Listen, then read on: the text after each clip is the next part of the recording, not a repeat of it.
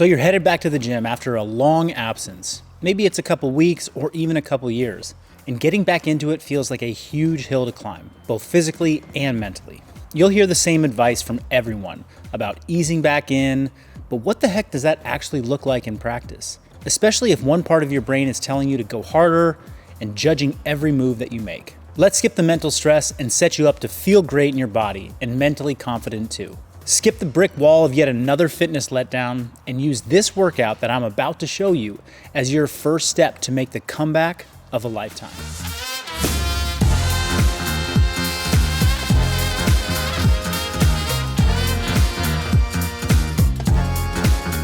We're gonna get things started with a warm-up. This is gonna consist of 2 to 3 easy rounds at a pace that you feel really comfortable with. Remember, you're easing into the training session.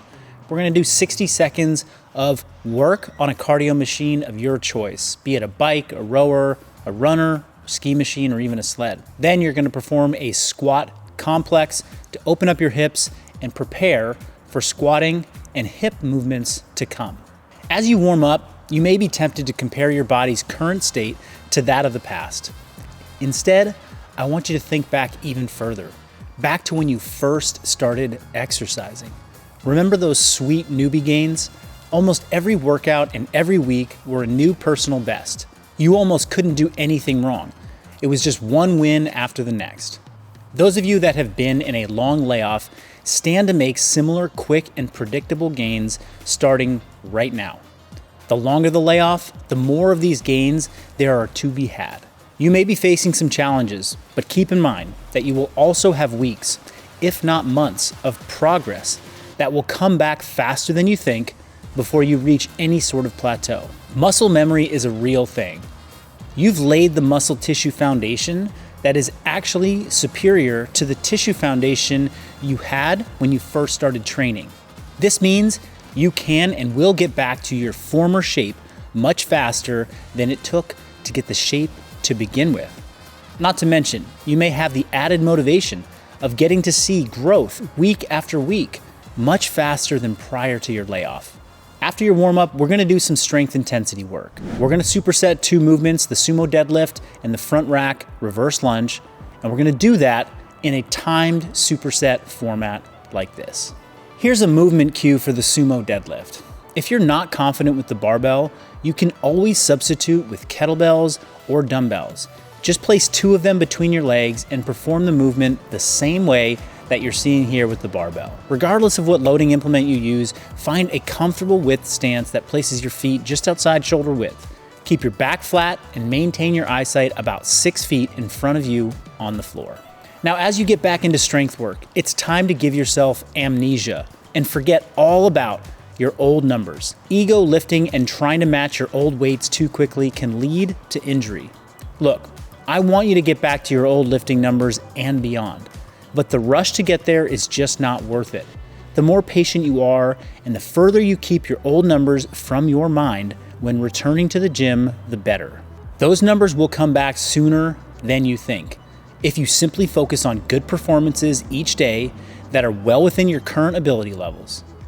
Skip the tweaks, skip the injuries, and just focus on getting better each day.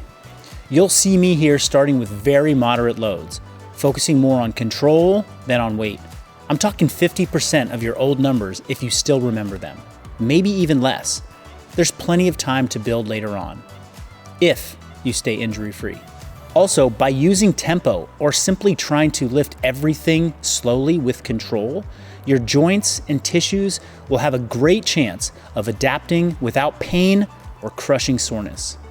Since your joints haven't likely been challenged in full ranges of motion lately, the last thing we want you to do when our strength and stability is diminished is to challenge our joints with fast-paced movements and quick contractions.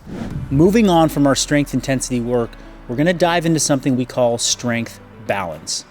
This is gonna be accomplished with another superset, and we're gonna perform 2 working sets of banded hamstring curls and knee over toe single leg calf raises. Now the movement cue here, when we perform calf raises with our knees bent and over our toes, we are working on a particular muscle that is deeper in the leg called the soleus. Make sure you keep that knee bent and out over the toe for all our reps. Pause at the bottom and the top as the tempo indicates. As we move into our strength balance work, remember that not every part of your workout has to crush you. Here, we're simply moving for quality, strengthening small muscles and joints, and improving the structural balance of our body. If you assume everything has to make you super sore to be effective, I'm here to tell you that that's an outdated belief. Yes, you need to work hard, and you're probably going to feel the impact in your body, but you don't have to have a hard time sitting down on the toilet to know you had a productive session. Wrapping up our strength balance, we're now going to move into the final piece of the training session, which is our conditioning work. This is going to be a 5-minute AMRAP of bodyweight exercises with a 2-minute rest, which will repeat for 2 total sets. So we're going to do a short conditioning piece that will get you breathing. If you come from a CrossFit background, you're going to be familiar with an AMRAP format, which means as many rounds as possible. But we aren't going to sacrifice movement quality to just get that 1 extra rep or that 1 extra round in. Instead, you're going to be doing this circuit twice for 5 minutes each with a 2-minute rest in between. Your goal is to replicate the same effort and performance in both 5-minute intervals. If you're going to have one 5-minute interval where your performance is higher, I want it to be the second one, meaning you pace the first one and you push your performance on the second one better. This is a great alternative to coming out and having a great first 5 minutes and then suffering the second 5 minutes with poor quality movement. See, if you go out too hot, you won't be able to keep this pace, so go for a nice sustainable pace like you see us using here. All right, your training is over and now it's time to recover. I'd like you to complete 1 set of each of the following stretches at the end of your session. Now we're doing this stretching to transition you from workout mode back to your regular day. How we manage these transitions is important. Your body wouldn't like going from 0 to 100 without a nice warm-up, and it sure doesn't like coming to a screeching halt either. Use this time to ease off on the stress training adds to your body, because managing stress in all forms will help you stay in the game much longer. Hey, I hope you enjoyed this workout, and if you'd like to see more, check the link in the description below. Go eat some good food, drink some water, get some sleep, and come back ready for more.